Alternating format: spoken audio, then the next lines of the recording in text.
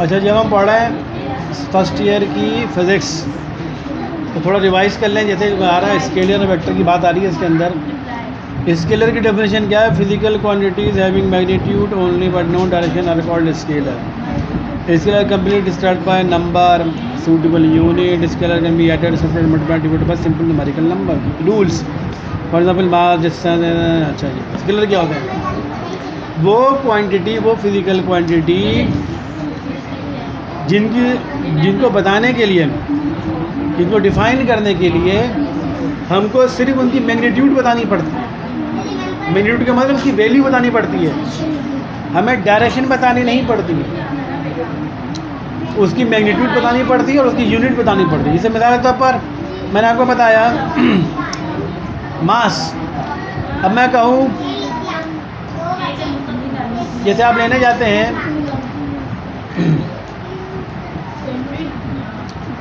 आप शुगर लेने जाते हैं दुकान के ऊपर, या फ्लोर लेने जाते हैं, आटा लेने जाते हैं, चीनी लेने जाते हैं, तो आटा या चीनी यानी शुगर या फ्लोर जब लेते हैं मार्केट से, दुकान से, तो आप बोलते हैं भाई मुझे 2 किलो चीनी दे दो, 3 किलो आटा दे दो, ठीक है।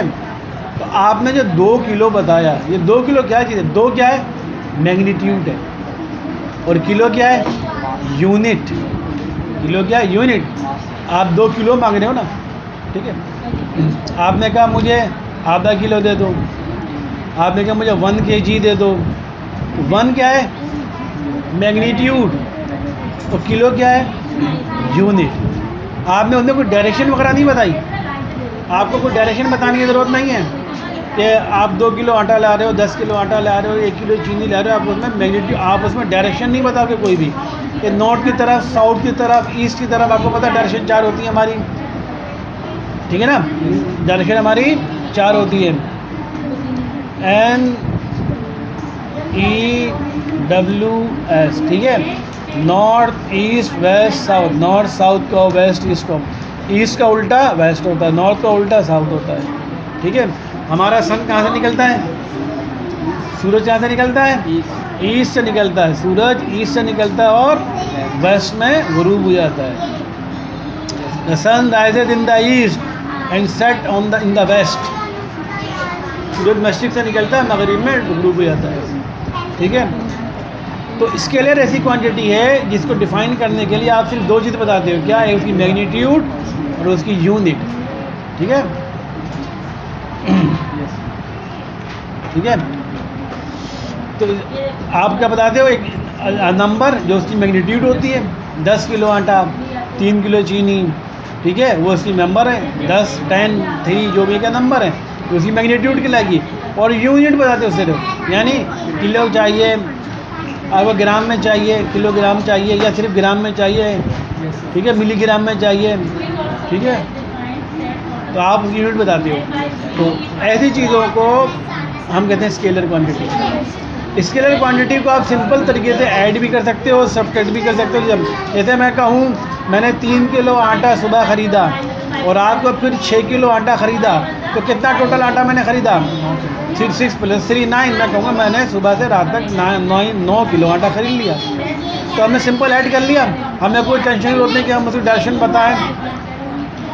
सारे बच्चे तो बहुत बोलती है हर चीज़, हमें बताने की ज़रूरत नहीं है। क्या डायरेक्शन वाशन बताने की ज़रूरत नहीं है कि हम बोलते हैं भाई सुबह किस डायरेक्शन में आपने ख़रीदा। हमें बोलेंगे सुबह 3 किलो ख़रीदा, शाम को 6 किलो ख़रीदा और टोटल हमने 9 किलो आटा ख़रीदा, ठीक है। तो स्केलर क्वांटिटी ऐसी क्वांटिटी जिसमें आप उसे मैग्नीट्यूड बताते हो, जिसे हम नंबर कहते हैं, और यूनिट बताते हो। उसको हम नॉर्मल तरीके से ऐड भी कर सकते हैं, सब्ट्रैक्ट भी कर सकते हैं, मल्टीप्लाई भी कर सकते हैं, डिवाइड भी कर सकते हैं। स्केलर क्वांटिटी में आ गई मास स्केलर क्वांटिटी है, डिस्टेंस स्केलर क्वांटिटी है, टाइम स्केलर क्वांटिटी है, स्पीड स्केलर क्वांटिटी है, टेम्परेचर स्केलर क्वांटिटी है, एनर्जी स्केलर क्वांटिटी है। ये सब आप मैट्रिक में देख चुके हैं। वर्क स्केलर क्वांटिटी है, वॉल्यूम स्केलर क्वांटिटी है, डेंसिटी स्केलर क्वांटिटी है। ये सब चीज़ें आपको पता है, डेंसिटी क्या होती है, वॉल्यूम क्या होता है, वर्क क्या होता है, ठीक है ना। एनर्जी, ये सब आप मैट्रिक में देख चुके हैं, ठीक है। अब आता है वेक्टर्स। वेक्टर क्या होता है? वो फिजिकल क्वांटिटी है with both magnitude and direction also obey commutative law vector addition are called vector quantity. Vectors are completely described by number suitable unit certain direction. Vector cannot be added, subtracted, multiplied and divided by simple arithmetic rules. For example displacement vector, velocity, acceleration, force, angular velocity, torque, weight, electric field, strength etcetera, ये सब vector quantity की example है। Vector quantity ऐसी quantity होती है जिनको completely define करने के लिए आप उसकी मैग्नीट्यूड भी बताओगे, यूनिट भी बताओगे और डायरेक्शन भी बताओगे। इसकी सबसे अच्छी एग्जांपल है डिस्प्लेसमेंट, ठीक है ना। जैसे मैं कहूँ आप थोड़ा हटें, ठीक है, आप डिस्प्लेस हो थोड़ा डिस्प्लेस, तो आप पूछेंगे सर किस डायरेक्शन में, इधर लेफ़्ट की तरफ, राइट की तरफ, इस तरफ डायरेक्शन पूछेंगे आप। और कितना हटूँ, 1 फुट हटूँ, 2 फुट हटूँ, कितना हटूँ, 1 कदम 2 कदम, आप मैग्नीट्यूड पूछेंगे, तो मैग्नीट्यूड पूछेंगे यानी नंबर पूछेंगे आप। और फिर आप बताएंगे 1 फुट, फुट क्या चीज़ है, यूनिट, आप यूनिट बताओगे, ठीक है। आप नंबर बताओगे सर मैं 1 फुट हटूँ, 1 या 2 फुट हटूँ, 2 ये क्या नंबर है, मैग्नीट्यूड है। फुट क्या है, यूनिट है। और डायरेक्शन सर लेफ्ट की तरफ हटूँ, राइट की तरफ हटूँ, किस तरफ हटूँ, तो ये 3 चीज़ यानी मैग्नीट्यूड बतानी पड़े, यूनिट भी बतानी पड़े, डायरेक्शन भी बतानी पड़े, तो ऐसी फिजिकल क्वांटिटी को हम कहते हैं vector quantity. Vector quantity example displacement मैंने आपको समझाई, वेलोसिटी है, एक्सीलरेशन, ये सब वेक्टर क्वांटिटी हैं जो मैट्रिक में हमने पढ़ा था। अच्छा, इनको मत दीजिए कि इनको ऐड करने का तरीका है, क्या सिंपल तरीका हम ऐड नहीं कर सकते, ठीक है। वेक्टर को ऐड करने का तरीका क्या है, इनमें सिंपल तरीका हम ऐड नहीं कर सकते, ठीक है।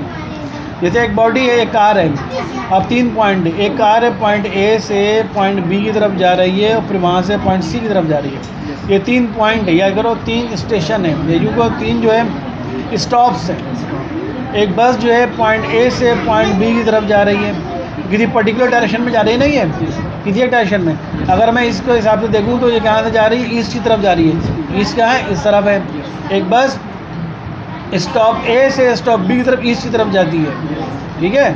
और कितना डिस्टेंस कवर करती है, डिस्प्लेसमेंट कितना करती है, 5 किलोमीटर का, ठीक है। उसके बाद से स्टॉप बी से स्टॉप सी की तरफ जा रही है और डिस्प्लेसमेंट कितना कवर कर रही है, 3 किलोमीटर का, ठीक है।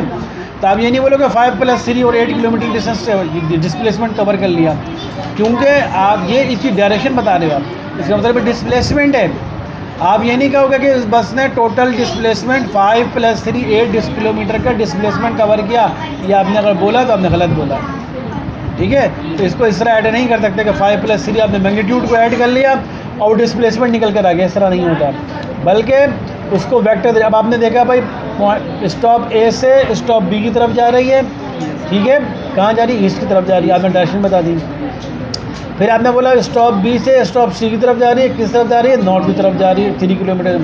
अब आपको अगर इसको टोटल डिस्प्लेसमेंट निकालना होगा तो आप एक वेक्टर, देखो ये वेक्टर तो पता है ना, ये डिस्प्लेसमेंट हम जो वेक्टर क्वांटिटी को एरो के जरिए शो करते हैं। ये एरो होता है, एरो की ये हेड कहलाती है, इसकी टेल कहलाती है। अब डिस्प्लेसमेंट, टोटल डिस्प्लेसमेंट अगर हमें मालूम करना होगा तो यहाँ से हम एरो खींचेंगे, यहाँ तक के एरो खींचेंगे, इसको मेजर करेंगे, ये जितना निकल के आएगा किलोमीटर वो कहलाएगा असल डिस्प्लेसमेंट, ठीक है, ये कहलाएगा असल ओरिजिनल डिस्प्लेसमेंट। ये फ़र्क होता है वेक्टर क्वांटिटी और स्केलर क्वांटिटी में। स्केलर क्वांटिटी में टोटल हम सम नॉर्मल ऐड कर लेते हैं, सब्ट्रैक्ट भी करते हैं, जबकि वेक्टर क्वांटिटी में इस तरह हम नहीं कर सकते। तो 5 + 3 ऐड कर लें तो हम कह रहे हैं हाँ जी बिल्कुल सही, नहीं, हम जिस पॉइंट से स्टार्टिंग हुआ उस पॉइंट वहाँ से वेक्टर खींचेंगे, वेक्टर लाइन ड्रॉ करेंगे और फिर इसको मेजर करेंगे कितना डिस्प्लेसमेंट है। अगर ये 7 आता है, 9 आता है, जो कुछ भी, तो वो कहलाएगा original resultant vector, resultant magnitude, resultant displacement कहलाएगा वो, ठीक है। ये फ़र्क है स्केलर क्वांटिटी और वेक्टर क्वांटिटी में। वेक्टर क्वांटिटी एग्जाम्पल क्या है, डिस्प्लेसमेंट, वेलोसिटी, एक्सीलरेशन, फोर्स, ये सब वेक्टर क्वांटिटीज़ हैं, ठीक है।